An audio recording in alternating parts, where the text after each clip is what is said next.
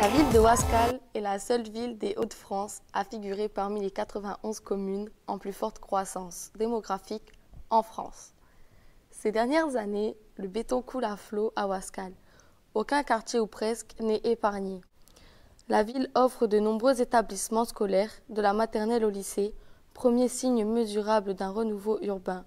On a pu observer à la rentrée de septembre une hausse des effectifs dans les écoles primaires alors qu'ils étaient en baisse depuis plusieurs années. Pour la première fois, nous avons j'allais dire la certitude d'accueillir une nouvelle classe à Ouascal. Depuis mon arrivée en 2014, on a dû fermer 5 classes et pour la première fois, ça y est, on va enfin rouvrir une classe.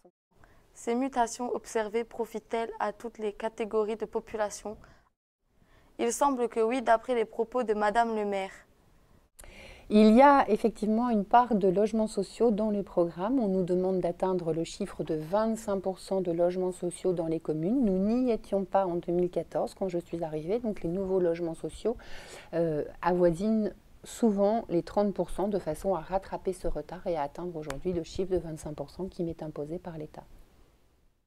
Mais cette augmentation de population pose d'autres problèmes, notamment en matière de circulation et de stationnement. Dans les nouveaux programmes, on prévoit des places de stationnement plus importantes que ce que la loi nous impose pour justement répondre à cette problématique du stationnement.